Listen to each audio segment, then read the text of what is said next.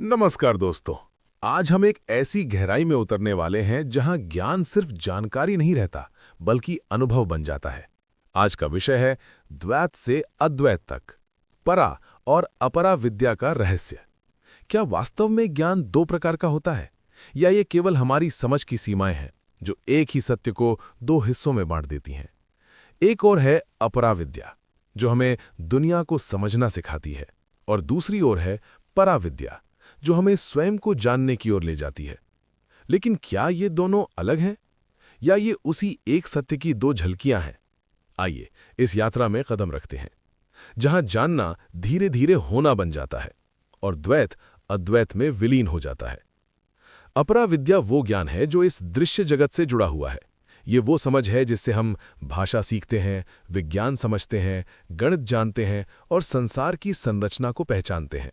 ये ज्ञान हमें जीवन को व्यवस्थित करने में सहायता करता है, हमें योग्य बनाता है और बाहरी जगत में स्थिरता प्रदान करता है। लेकिन इसकी एक सीमा है, ये केवल बाहर तक ले जाता है, भीतर के रहस्य को पूरी तरह नहीं खुलता। और फिर आती है पराविद्या। ये वो ज्ञान है जो बाहर से नहीं, भीतर से प्रकट होता है। ये न पढ़ा जाता है न सिखाया जाता है, बल्कि अनुभव किया जाता है। जब मन शांत होता है, जब विचारों की हलचल थम जाती है, तब जो शेष रह जाता है वही पराविद्या की ओर पहला संकेत है। यह आत्मा का स्वयं से परिचय है, वो अवस्था जहां जानने वाला और जाना जाने वाला अलग नहीं रहते। इन दोनों धाराओं को अलग समझना भ्रम है, क्योंकि वास्तव में ये विरोधी नहीं बल्कि पूरक हैं। अपराविद्या हमें मार्ग पर लाती है और पराविद्या हमें गंतव्य तक पहुंचाती है। एक सीढ़ी की तरह है और दूसरी उस आकाश की तरह जहां पहुंचकर सीढ़ी का अर्थ भी समाप्त हो जाता है। जब साधक इन दोनों को समझने लगता है, तब वो धीरे धीरे यह अनुभव करने लगता है कि सारा ज्ञान अंततः एक ही बिंदु पर समाप्त होता है, जहां जानने के लिए कुछ शेष नहीं रहता, केवल अस्तित्व रह जाता है, शुद्ध, मौन और अनंत। जब साधक इस बिंदु तक पहुंचता है जहां अपराविद्या की सीमाएं स्पष्ट हो जाती हैं और पराविद्या का मौन अनुभव होने लगता है, तब उसके भीतर एक नया द्वार खुलता है जिसे शब्दों में पूरी तरह बांधा नहीं जा सकता। अब ज्ञान केवल बाहर की जानकारी नहीं रहता और ना ही केवल भीतर की अनुभूति। अब दोनों के बीच की दूरी मिटने लगती है। जो पहले मैं जानता हूं था, वो धीरे धीरे मैं हूं में बदलने लगता है। ये परिवर्तन अचानक नहीं होता, ये धीरे धीरे घटित होता है। जैसे भोर का प्रकाश अंधकार को धीरे धीरे निगल लेता है, बिना किसी संघर्ष के। अपरा विद्या अब भी संसार में कार्य करती है, लेकिन उसका भार समाप्त हो जाता है। और परा विद्या अब केवल विचार नहीं रहती, वह अनुभव बन जाती है, श्वास श्वास में उपस्थित। इस अवस्था में साधक को यह स्पष्ट होने लगता है कि जिसे वह ज्ञान समझ रहा था, वह वास्तव में केवल संकेत थे, और जिसे वह सत्य कह रहा था, वह किसी पुस्तक या शब्द में बंद नहीं किया जा सकता। तब एक अद्भुत समझ जन्म लेती है कि परा और अपरा दो अलग मार्ग नहीं थे, बल्कि एक ही यात्रा के दो चरण थे।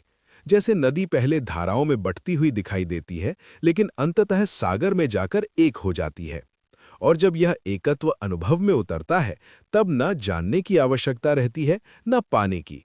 केवल एक शांत गहरी उपस्थिति बचती है, जहां न खोज है न खोजने वाला, केवल वही शेष है जिसे उपनिषद मौन में तत् कह देते हैं। और जब तत् का यह मौन भीतर गहराई से अनुभव होने लगता है, तब साधक के जीवन का अर्थ ही बदल जाता है। अब वह संसार से भागता नहीं और न ही उसमें उलझता है। वह संसार को पहले की तरह देखता भी है, लेकिन अब देखने वाला बदल चुका होता है। पहले जहां हर वस्तु अलग अलग प्रतीत होती थी, अब वहां एक ही चेतना की लहर दिखाई देने लगती है। यही वह स्थान है जहां परा और अपरा विद्या दोनों अपना अंतिम रूप प्रकट करती हैं। एक ओर ज्ञान की स्पष्टता और दूसरी ओर मौन की गहराई। बाहर कर्म चलता रहता है, भीतर साक्षी स्थिर रहता है। धीरे धीरे ये स्पष्ट हो जाता है कि जिसे हम मैं कहते थे, वो केवल विचारों का एक प्रवाह था, और जो वास्तव में है वो न विचार है न भावना, वो केवल अस्तित्व है। इस अनुभूति में कोई संघर्ष नहीं होता, कोई प्रयास नहीं होता। जैसे आकाश बादलों को देखता है पर उनसे प्रभावित नहीं होता, वैसे ही चेतना जीवन को देखती है पर उसमें बंधती नहीं। तब साधक ये समझने लगता है कि ज्ञान का अंतिम उद्देश्य संग्रह नहीं बल्कि विसर्जन है, और विद्या का अंतिम फल जानकारी नहीं बल्कि मुक्ति है। और इस मुक्ति में ही वो सत्य प्रकट होता है जिसे शब्द कभी पूरी तरह नहीं कह सकते, केवल मौन में अनुभव किया जा सकता है। उस मौन में जहां शब्द अपनी सीमा छोड़ देते हैं, वहां एक अद्भुत सरलता प्रकट होती है। न कोई प्रश्न बचता है, न उत्तर की आवश्यकता रहती है, केवल एक निर्मल अनुभव होता है, जैसे गहरी रात के बाद बिना शोर के उगता हुआ प्रकाश।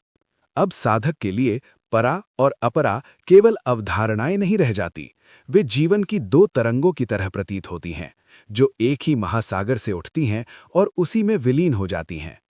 पहले जो ज्ञान अलग अलग प्रतीत होता था, वो अब एक ही चेतना की विभिन्न अभिव्यक्तियां बन जाता है। इस स्थिति में जीवन सरल हो जाता है, लेकिन गहराई अत्यंत बढ़ जाती है। बाहरी संसार अपनी गति से चलता है, पर भीतर कोई दौड़ नहीं रहती।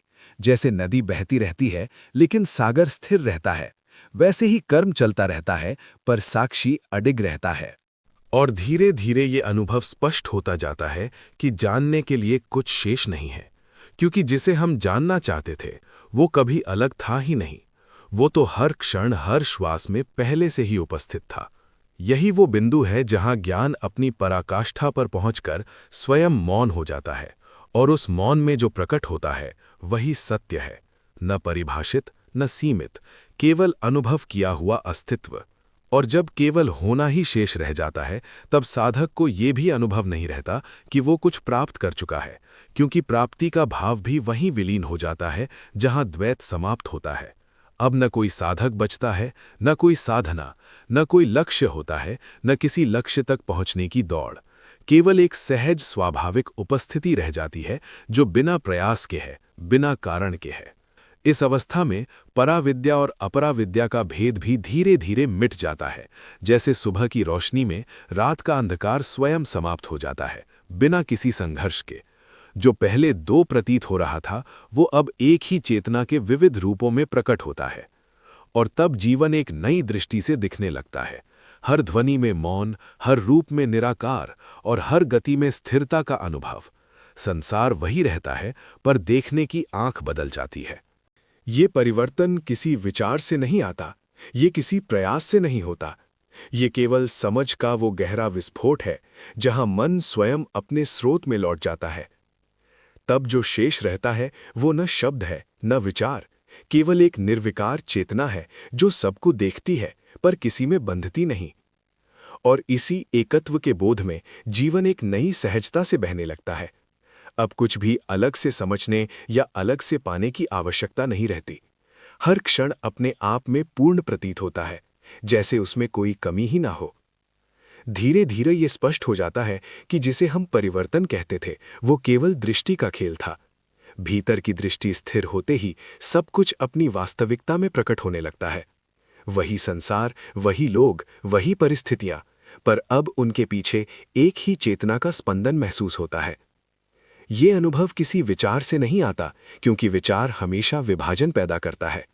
ये वहां प्रकट होता है जहां मन अपनी सीमाएं छोड़ देता है और केवल साक्षी रह जाता है। वहां ना कोई मैं बचता है जो देख रहा है और ना कोई दृश्य जो देखा जा रहा है, केवल देखना ही रह जाता है। इस अवस्था को शब्दों में बांधना संभव नहीं, क्योंकि शब्द हमेशा किसी सीमा में कैद कर देते हैं, और ये अनुभव सीमा से परे है। ये ना आरंभ है ना अंत, ये केवल शाश्वत वर्तमान है। तब परा और अपरा दोनों अपनी अंतिम परिभाषा खो देते हैं और केवल एक ही सत्य रह जाता है, जो ना कहा जा सकता है ना लिखा जा सकता है, केवल जिया जा सकता है। और यहीं से समझ का अंतिम द्वार बंद हो जाता है, क्योंकि अब जानने के लिए कुछ बचता ही नहीं, केवल अस्तित्व स्वयं को अनुभव करता है। और जब अस्तित्व स्वयं को अनुभव करने लगता है, तब एक गहरी शांति प्रकट होती है। ऐसी शांति जो किसी कारण से नहीं आती और किसी परिस्थिति से नहीं जाती। ये शांति बाहरी नहीं, भीतर से भी नहीं, ये तो हर दिशा से परे है। अब साधक के लिए न कोई प्रश्न बचता है, न किसी उत्तर की प्रतीक्षा, क्योंकि प्रश्न वहीं समाप्त हो जाते हैं जहां मन अपनी परछाइयों को पहचान लेता है, और उत्तर भी वहीं विलीन हो जाते हैं जहां अनुभव स्वयं स्पष्ट हो जाता है। इस अवस्था में जीवन एक प्रवाह बन जाता है, सहज, अनायास और बिना किसी प्रयास के। जैसे हवा बहती है बिना ये सोचे कि उसे कहाँ जाना है, वैसे ही चेतना जीवन में बहती है बिना किसी बंधन के। अब परा और अपरा की चर्चा भी केवल संकेत मात्र रह जाती है, जैसे उंगली चांद की ओर इशारा करे पर स्वयं चांद ना हो। असली अनुभव तो उस मौन में है जहां संकेत भी समाप्त हो जाते हैं, और तब ये स्पष्ट हो जाता है कि सत्य कोई गंतव्य नहीं था, ना ही कोई उपलब्धि। वो तो सदा से ही उपस्थित था, केवल दृष्टि धुंधली थी। जब ये धुंध हटती है तो जो बचता है वो किसी नाम, रूप या विचार में नहीं समाया जा सकता। वो केवल होना है, शुद्ध, निर्मल और अनंत। उस मौन में अब कोई दिशा नहीं बचती, क्योंकि जहां सब कुछ एक हो जाए वहां इधर उधर का अर्थ ही समाप्त हो जाता है। न आगे जाने की आवश्यकता रहती है, न पीछे लौटने का प्रश्न। ये अवस्था किसी उपलब्धि की तरह नहीं आती, बल्कि ऐसा लगता है जैसे कुछ हमेशा से ऐसा ही था, बस ध्यान नहीं था। जैसे आकाश में बादल आते जाते रहते हैं, पर आकाश स्वयं कभी बदलता नहीं। वैसे ही जीवन की घटनाएं आती जाती रहती हैं, पर चेतना अपनी स्थिरता में अडिग रहती है। अब परा और अपरा केवल भाषा के शब्द बनकर रह जाते हैं, जैसे किसी दूर यात्रा का नक्शा जो अब उपयोग में नहीं आता, क्योंकि यात्रा स्वयं समाप्त होकर अस्तित्व में बदल चुकी है। यहाँ समझ भी धीरे धीरे शांत हो जाती है, क्योंकि समझने के लिए अब कुछ बचता ही नहीं। और जहां समझ समाप्त होती है वहीं सच्चा अनुभव प्रारंभ होता है, बिना किसी मध्यस्थता के, बिना किसी व्याख्या के। ये अनुभव किसी विचार का परिणाम नहीं, बल्कि विचारों के पूर्ण विराम का स्वाभाविक प्रकट होना है। जैसे लहरें शांत होकर समुद्र बन जाती हैं, वैसे ही मन शांत होकर चेतना में विलीन हो जाता है। और तब जो शेष रहता है वो न ज्ञान है न अज्ञान, वो केवल एक साक्षी अस्तित्व है जो सब कुछ होते हुए भी किसी में बंधा नहीं है। और जब ये अनुभव और भी गहरा होता है, तब ये भी प्रतीत नहीं होता कि मैंने इसे जाना है, क्योंकि जानने वाला स्वयं ही ज्ञान में विलीन हो चुका होता है। अब ना कोई आरंभ याद रहता है, ना कोई अंत की कल्पना। समय अपनी रेखाएं खो देता है और केवल एक निरंतर वर्तमान शेष रह जाता है, जो न चलता है न रुकता है। इस वर्तमान में परा और अपरा दोनों अपनी अंतिम सीमाएं खो देते हैं। जो पहले ज्ञान की दो धाराएं प्रतीत होती थीं, वे अब एक ही प्रवाह में मिलकर अदृश्य हो जाती हैं। जैसे दो नदियां मिलकर एक महासागर बन जाती हैं और फिर अपनी अलग पहचान नहीं रखती। यहाँ किसी समझ की आवश्यकता भी समाप्त हो जाती है, क्योंकि समझ हमेशा दूरी बनाती है और यहाँ कोई दूरी शेष नहीं रहती। सब कुछ अत्यंत निकट, इतना निकट कि निकट शब्द भी अर्थहीन हो जाता है। अब जीवन किसी प्रयास का परिणाम नहीं, बल्कि एक स्वाभाविक अभिव्यक्ति बन जाता है। जैसे सूर्य बिना प्रयास के प्रकाश देता है, वैसे ही चेतना बिना किसी कारण के स्वयं को व्यक्त करती है। और इसी अभिव्यक्ति में एक अद्भुत सरलता छपी होती है, जहां कुछ भी जोड़ने या घटाने योग्य नहीं रहता। तब अंततः ये स्पष्ट हो जाता है कि परा और अपरा कभी अलग थे ही नहीं। वे केवल देखने के दो तरीके थे।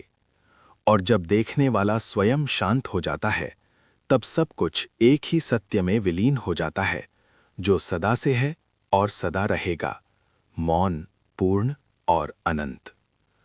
और इस अनंत मौन में अब किसी अनुभव की भी आवश्यकता नहीं रहती, क्योंकि अनुभव भी तब तक ही अर्थ रखता है जब तक कोई उसे अनुभव करने वाला बचा हो। यहाँ ना कोई देखने वाला है, ना कुछ देखने योग्य, केवल एक ऐसा अस्तित्व है जो किसी विभाजन से परे है। जैसे प्रकाश स्वयं को देखने के लिए किसी दर्पण की आवश्यकता नहीं रखता, वैसे ही चेतना स्वयं में ही पूर्ण हो जाती है। इस अवस्था में ज्ञान और अज्ञान दोनों अपनी परिभाषा खो देते हैं, क्योंकि दोनों ही मन की सीमाओं में जन्म लेते हैं और यहाँ मन स्वयं ही शांत हो चुका होता है। अब जीवन किसी यात्रा जैसा नहीं लगता, बल्कि स्वयं में एक पूर्णता जैसा प्रतीत होता है, जिसमें ना कहीं पहुँचना है, ना कहीं से आना है। सब कुछ यहीं अभी पूर्ण रूप से उपस्थित है। परा और अपरा की ये यात्रा अंततः यह समझ देती है कि दोनों कभी दो नहीं थे। वे केवल एक ही सत्य के अलग अलग प्रतिबिंब थे, जो दृष्टि के अनुसार बदलते प्रतीत होते थे। और जब दृष्टि स्वयं स्थिर हो जाती है, तब प्रतिबिंबों का खेल समाप्त हो जाता है। जो शेष रहता है वह किसी विचार में नहीं समाता, किसी शब्द में नहीं बंधता, केवल एक शुद्ध निराकार उपस्थिति रह जाती है। यही वो स्थान है जहां सभी खोज समाप्त हो जाती है, क्योंकि अब खोजने के लिए कुछ बचता ही नहीं। और जब ये सब कुछ भी मौन में स्थिर हो जाता है, तब ये भी अनुभव नहीं रहता कि कुछ पूर्ण हुआ है, क्योंकि पूर्णता का भाव भी तभी उठता है जब अधूरापन की स्मृति बची हो। यहाँ न अधूरापन है, न पूर्णता का विचार, केवल एक स्वाभाविक, बिना प्रयास की उपस्थिति है, जो किसी प्रमाण की मोहताज नहीं। अब परा और अपरा विद्या का पूरा मार्ग एक शांत स्मृति की तरह रह जाता है, जैसे कोई दूर की यात्रा जिसे पार कर लिया गया हो। पर वास्तव में देखा जाए तो यात्रा और यात्री दोनों उसी में विलीन हो गए थे जहां से सब कुछ आरंभ हुआ था। ये समझ धीरे धीरे भीतर गहराती है कि जो कुछ भी जाना गया वो अलग नहीं था, और जो कुछ भी खोजा गया वो कभी खोया ही नहीं था। इस बोध में एक अत्यंत सरलता प्रकट होती है, बिना किसी प्रयास के, बिना किसी व्याख्या के। जैसे आकाश स्वयं को आकाश ही रहने देता है, वैसे ही चेतना स्वयं में ही स्थिर हो जाती है। अब न कोई ज्ञान की आकांक्षा रहती है, न किसी अज्ञान से मुक्ति की आवश्यकता, क्योंकि दोनों ही तरंगे उसी महासागर की हैं जो सदा से शांत और अचल है। और अंततः ये स्पष्ट हो जाता है कि परा और अपरा कोई दो मार्ग नहीं थे, वे केवल एक ही सत्य को देखने के दो क्षण थे। और जब वो देखने वाला क्षण भी शांत हो जाता है, तब जो शेष रहता है वो न शब्द है न विचार, केवल वो है जो सदा से है, बिना आरंभ, बिना अंत, अनंत मौन। और इस अनंत मौन में अब वो है कहना भी केवल एक संकेत रह जाता है, क्योंकि जहां वास्तविकता प्रत्यक्ष हो वहां शब्द अपनी सीमा छोड़ देते हैं। यहाँ न किसी निष्कर्ष की आवश्यकता है, न किसी व्याख्या की, क्योंकि हर व्याख्या मन को फिर से एक नया ढांचा दे देती है, और यहाँ कोई ढांचा शेष नहीं रहता। अब ये भी स्पष्ट नहीं रहता कि कुछ समाप्त हुआ है या कुछ प्राप्त हुआ है, क्योंकि दोनों ही विचार समय की रेखा से जुड़े हैं, और यहाँ समय स्वयं अपनी परिभाषा खो चुका है। जैसे गहरी नदी में गिरा हुआ पत्थर धीरे धीरे अपनी पहचान खो देता है और नदी का ही हिस्सा बन जाता है, वैसे ही परा और अपरा का सारा ज्ञान इस चेतना में विलीन हो जाता है। अब केवल एक सहजता रह जाती है, बिना प्रयास की, बिना कारण की। ये सहजता किसी अभ्यास का परिणाम नहीं, बल्कि स्वभाव की पुनः पहचान है। और इसी पहचान में ये अनुभव होता है कि जो कुछ भी कभी खोजा गया था वो कभी अलग था ही नहीं। वो हर श्वास में, हर क्षण में, हर मौन में पहले से ही उपस्थित था। अब न कोई यात्रा है, न कोई गंतव्य, केवल अस्तित्व स्वयं को बिना किसी विभाजन के अनुभव कर रहा है। और यहीं पर परा और अपरा की पूरी कथा समाप्त होकर भी समाप्त नहीं होती, क्योंकि जो वास्तव में है वो कभी प्रारंभ नहीं हुआ था, इसलिए उसका अंत भी संभव नहीं है। केवल शेष रहता है वो जो सदा से है, मौन, असीम और पूर्ण। और इस शेष में अब किसी नाम की आवश्यकता भी नहीं रहती, क्योंकि नाम केवल पहचान के लिए होते हैं, और यहाँ कोई अलग पहचान बची ही नहीं है। यहाँ सब कुछ अपनी मूल स्थिति में लौट आता है, ना कुछ बढ़ता है ना घटता है। जैसे समुद्र में लहरें उठकर फिर उसी समुद्र में विलीन हो जाती हैं, वैसे ही सारे अनुभव अपनी ही स्रोत में समा जाते हैं। अब परा और अपरा विद्या की पूरी यात्रा एक शांत प्रवाह की तरह प्रतीत होती है, जहां आरंभ भी एक भ्रम था और अंत भी एक कल्पना, केवल एक शाश्वत उपस्थिति थी जो हर क्षण में बिना बदले उपस्थित थी। इस अवस्था में न कोई साधक है न कोई सिद्धि, क्योंकि साधक और सिद्धि दोनों मन की ही दो अवस्थाएं हैं, और यहाँ मन स्वयं शांत हो चुका है। अब जीवन किसी लक्ष्य की ओर नहीं बढ़ता, बल्कि स्वयं लक्ष्य बन चुका होता है, और ये लक्ष्य भी कोई बाहरी बिंदु नहीं, बल्कि भीतर की पूर्णता की पहचान है। यहीं ये स्पष्ट हो जाता है कि जिसे हम खोज रहे थे वो कभी दूर नहीं था, वो हर दृष्टि के पीछे, हर विचार के बीच और हर मौन के भीतर पहले से ही था। और जब ये गहराई से अनुभव हो जाता है, तब ये भी समझ में आता है कि परा और अपरा का भेद केवल देखने की भूल थी, और जब देखने वाला ही शांत हो जाए तब कोई भेद शेष नहीं रहता। केवल एक अनंत, अचल, मौन चेतना बचती है, जो ना आरंभ जानती है ना अंत, और बस स्वयं में ही पूर्ण है। और इस पूर्णता में अब किसी अनुभव करने वाले की भी कल्पना नहीं रहती, क्योंकि अनुभव तब तक ही संभव है जब तक मैं और ये का थोड़ा सा भी भेद बाकी हो। यहाँ तो वो भेद भी शांत हो चुका है। जैसे दीपक बुझने पर न प्रकाश अलग रहता है, न अंधकार की पहचान अलग होती है, बस एक गहन शांत समरसता है जाती है। अब परा और अपरा की ये पूरी यात्रा किसी कहानी की तरह भी नहीं लगती, बल्कि एक स्वप्न की तरह प्रतीत होती है, जो हुआ भी था और वास्तव में कभी हुआ भी नहीं था। और इस बोध में एक अत्यंत सूक्ष्म सरलता प्रकट होती है, जहां किसी प्रयास की आवश्यकता समाप्त हो जाती है, क्योंकि सब कुछ पहले से ही अपनी पूर्ण स्थिति में है। अब न कोई आगे का मार्ग है, न पीछे लौटने की इच्छा, क्योंकि जहां सब कुछ यहीं है, वहां कहाँ का प्रश्न ही समाप्त हो जाता है। ये स्थिति किसी उपलब्धि की तरह नहीं, बल्कि स्वभाव की तरह है, शांत, स्थिर और अचल। जैसे आकाश बिना किसी कारण के विशाल है, वैसे ही चेतना बिना किसी कारण के पूर्ण है। और तब ये स्पष्ट हो जाता है कि परा और अपरा कभी दो नहीं थे, वे केवल एक ही सत्य के भीतर उत्पन्न हुए दो दृष्टिकोण थे, जो अंततः उसी सत्य में विलीन हो गए। अब केवल वही शेष है जो न कहा जा सकता है, न सोचा जा सकता है, केवल मौन में स्वयं के रूप में अनुभव किया जा सकता है। और इस मौन में अब अनुभव किया जा सकता है, ये कहना भी धीरे धीरे अपना अर्थ खो देता है, क्योंकि अनुभव करने वाला और अनुभव दोनों ही एक ही अस्तित्व में समा चुके होते हैं। यहाँ न कोई प्रक्रिया बचती है, न कोई दिशा। जैसे समुद्र में लहरों का उठना और गिरना समाप्त हो जाए और केवल जल ही जल रह जाए, बिना नाम, बिना रूप। अब परा और अपरा की पूरी समझ भी एक हल्की सी स्मृति की तरह रह जाती है, जैसे किसी दूर के स्वप्न की याद, जिसमें जागने पर समझ आता है कि वो स्वप्न भी उसी चेतना का खेल था जिसमें जागरण भी हो रहा है। इस अवस्था में न ज्ञान को पकड़ने की आवश्यकता रहती है, न अज्ञान से भागने की, क्योंकि दोनों ही मन की दो परछाइयां हैं, और यहां मन स्वयं अपने मूल में शांत हो चुका है। अब जो शेष है वो किसी विचार में नहीं आता, किसी परिभाषा में नहीं रुकता। वो न भीतर है न बाहर, वो केवल है। और ये केवल है भी किसी वाक्य का अंत नहीं, बल्कि एक अनंत मौन का संकेत है, जो हर शब्द के पीछे पहले से उपस्थित था। यहीं ये समझ धीरे धीरे गहराती है कि सत्य कभी खोया ही नहीं था, इसलिए उसे पाने की कोई यात्रा भी वास्तविक नहीं थी।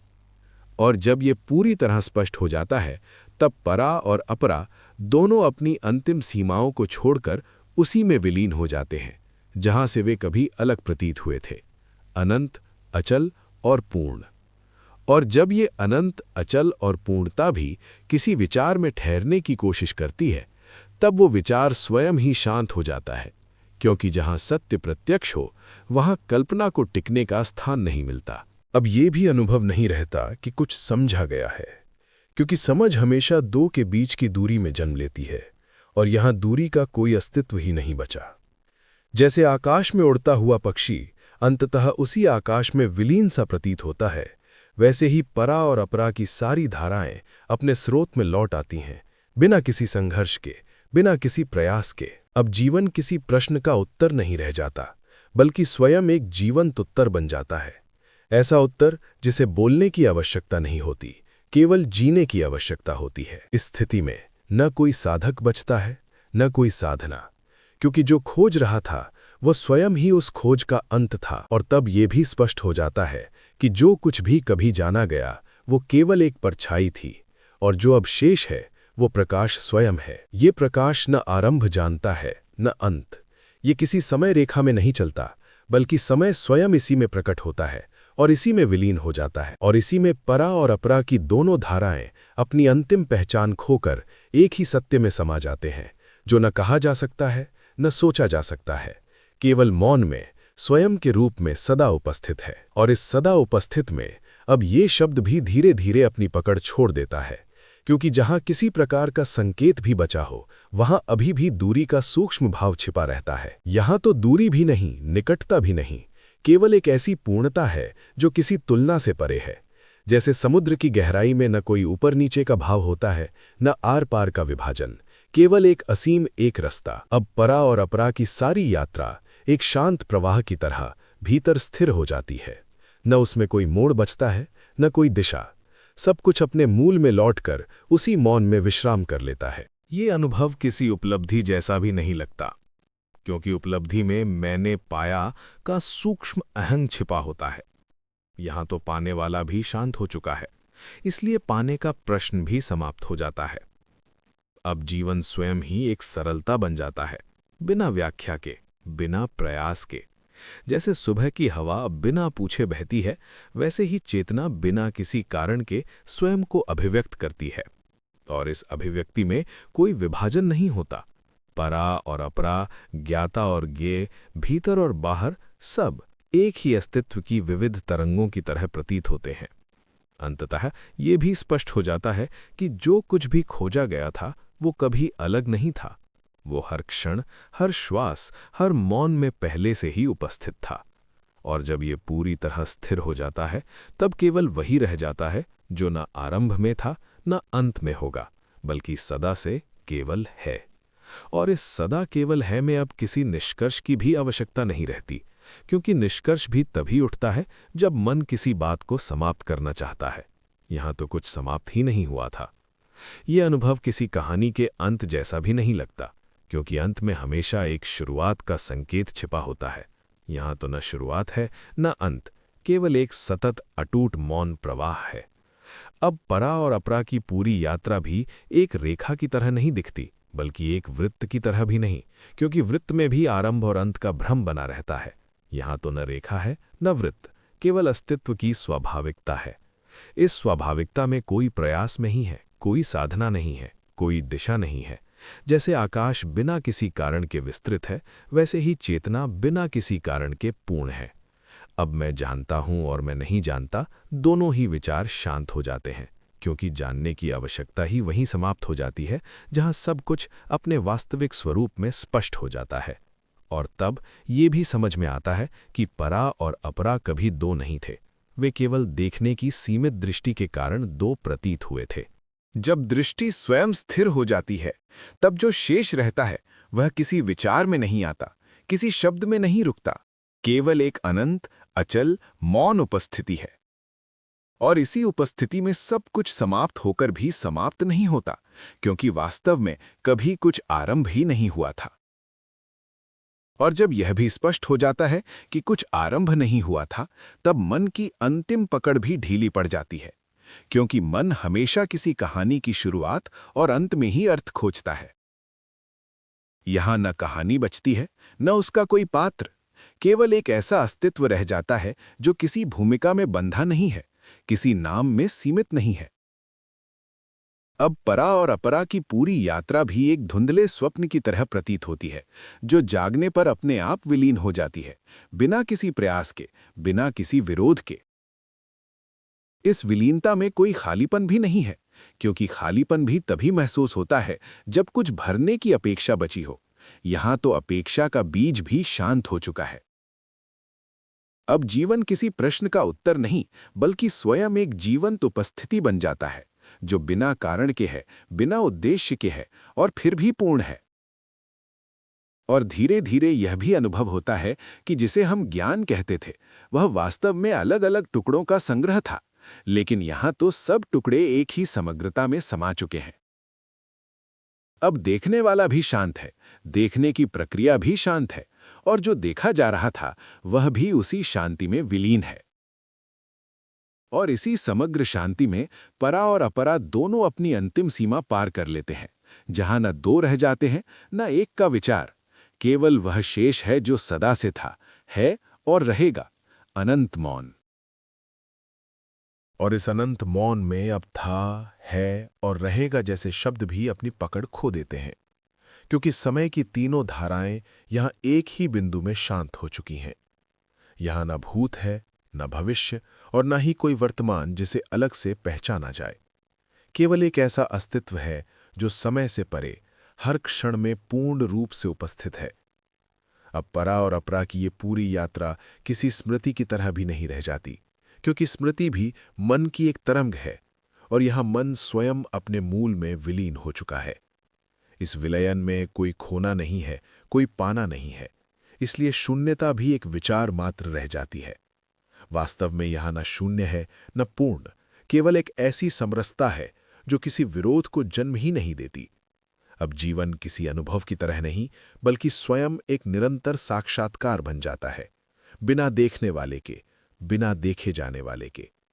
और इस साक्षात्कार में परा और अपरा दोनों अपनी अंतिम पहचान छोड़कर उसी मौन में समा जाते हैं जहां से वे कभी अलग प्रतीत हुए थे। ये मौन कोई अंत नहीं है और न ही कोई आरंभ।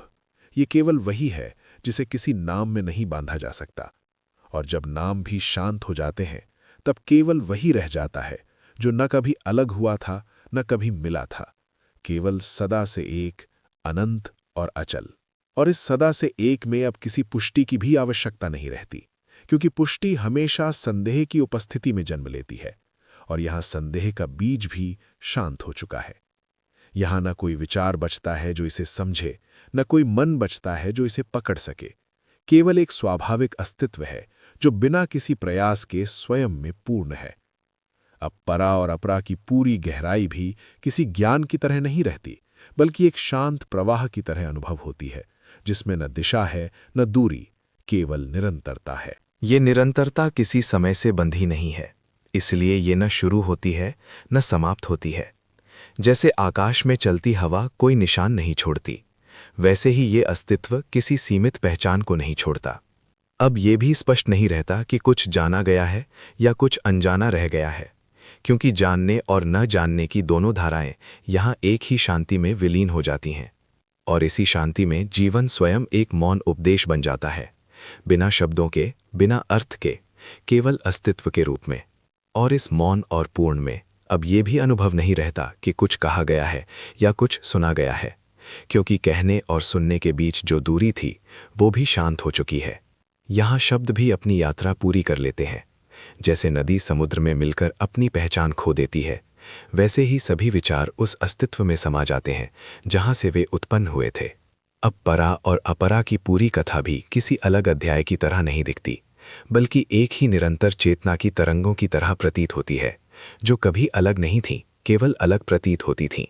इस प्रतीति का भी अब कोई आधार नहीं बचता, क्योंकि आधार हमेशा किसी दूसरे पर टिकता है और यहाँ दूसरा कुछ भी नहीं है।